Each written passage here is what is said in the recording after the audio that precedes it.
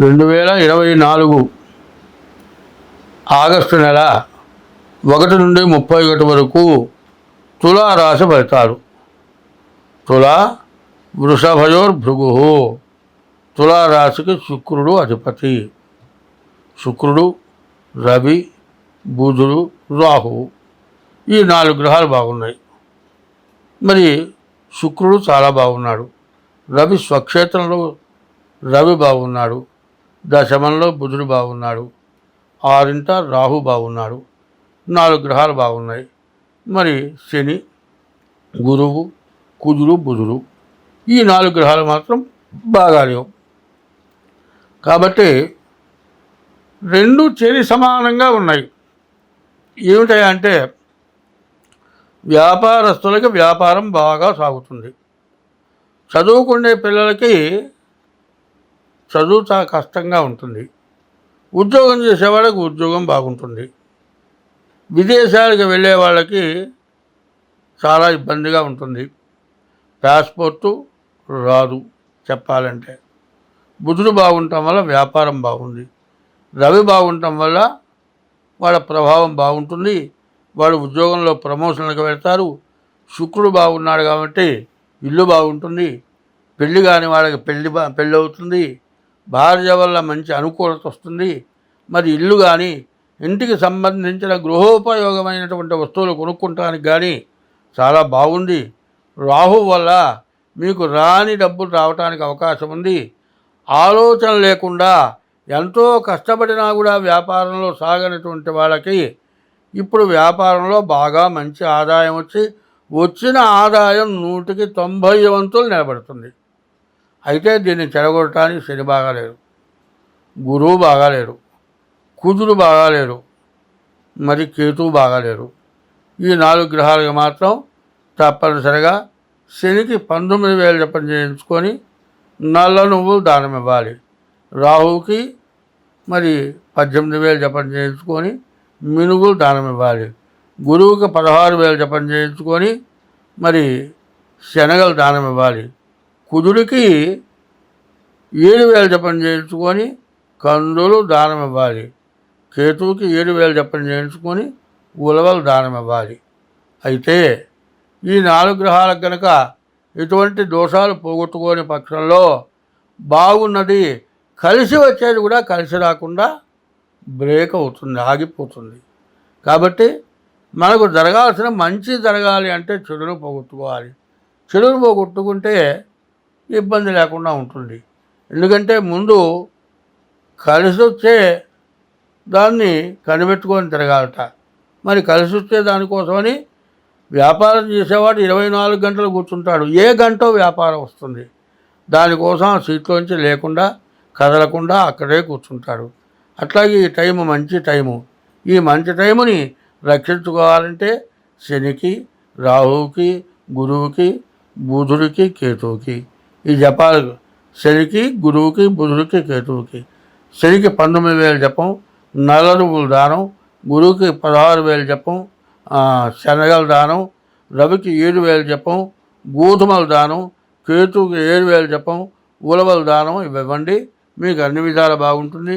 ఇంకా మీ జాతక రీత్యా వివరం తెలుసుకోవాలంటే మీ డేట్ ఆఫ్ బర్త్ ద్వారా మీ జాతకం చెప్పడం జరుగుతుంది. మీ జాతకం చూపించుకోండి. అది లేకపోతే మరి మీకు హస్త సాముద్రిక ద్వారా కూడా మీ జాతకం చెప్పడం జరుగుతుంది.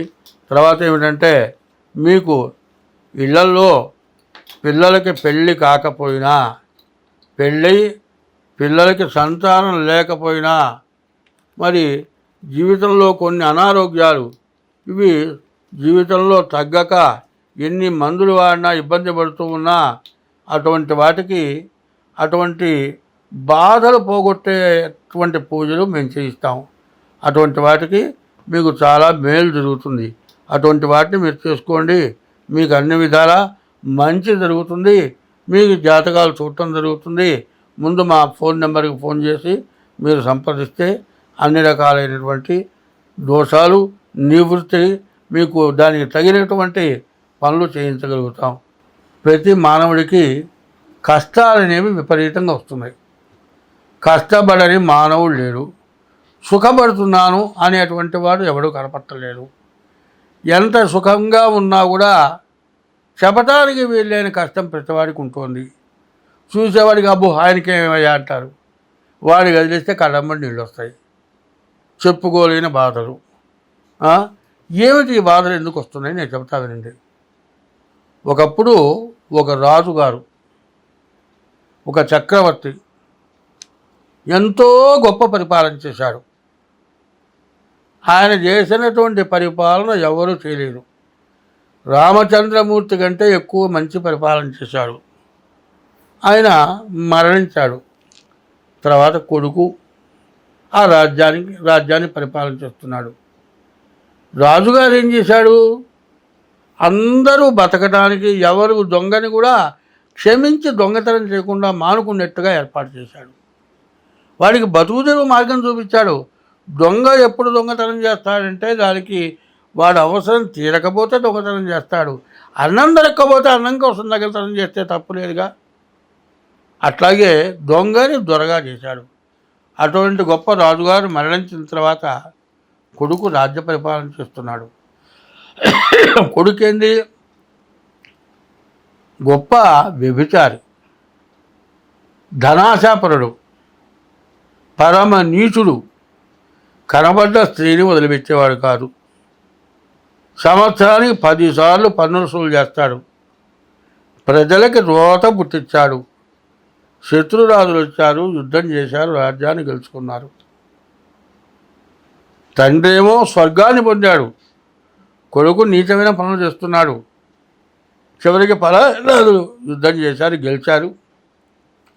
రాజ్యం కోల్పోయిన దాకా ఈ కొడుక్కి సంతానం లేరు. అడవిలో కందమూలాలు తింటూ మొగుడు పెళ్ళడం బతికేటువంటి టైంలో వాడికి 2 ఆడపిల్లలు పుట్టారు.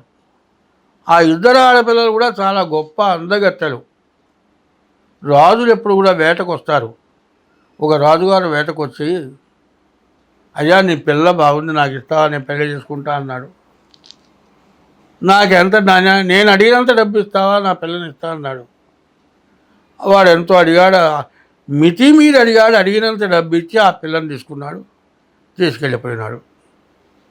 అప్పుడు ఈ రాజుగారు తండ్రి స్వర్గంలో ఉన్నవాడు యమలోకానికి వచ్చాడు.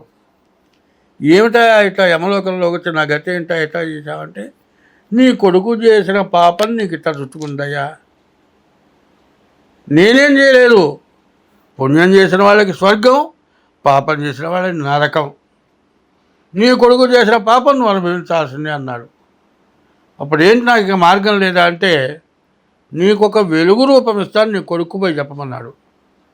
ఆ కొడుకు పోయి, ఏమిరా నీవు ఆడపిల్ల నమ్ముకున్నావురా, ఒక పిల్లని కన్యాదానం చేస్తే 10 తరాలు ఇటు అటు 10 తరాలు 21 తరం మోక్షాన్ని పొందుతారని ఉంటే ఆడపిల్లని అమ్ముకున్నావు, ఆడపిల్లని విక్రయం చేశావు.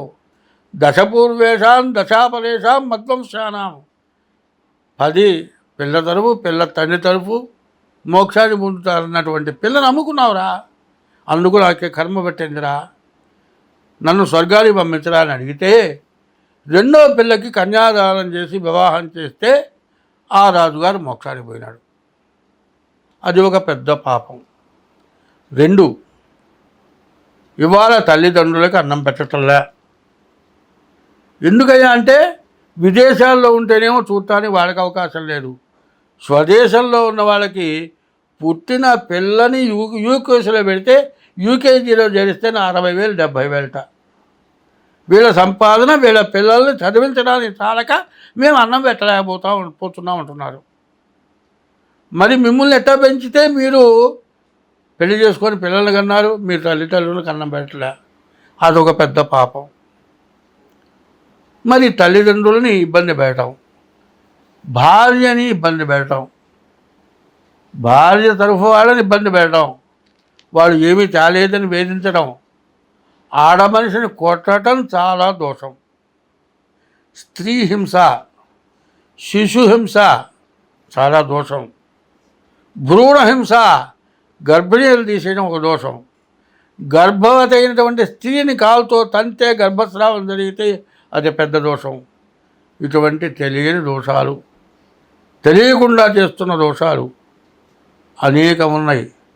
మన హిందూ ధర్మంలో ఏం చెప్పారు?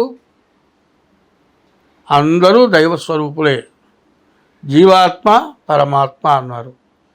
ప్రతి జీవరాశిలో పరమాత్మ ఉన్నాడు. మనం ఏం చేస్తున్నాం? సింహాన్ని పూజిస్తున్నాం, పులిని పూజిస్తున్నాం, సర్పాన్ని పూజిస్తున్నాం, పుట్టని పూజిస్తున్నాం, చెట్టును పూజిస్తున్నాం, మనిషిని పూజిస్తున్నాం, కొండని పూజిస్తున్నాం. అన్నీ కూడా దైవస్వరూపాలను పూజిస్తున్నాం. హిందూ మతం అనాది మతం. ఈ అనాది మతంలో చెప్పినవన్నీ మంచే.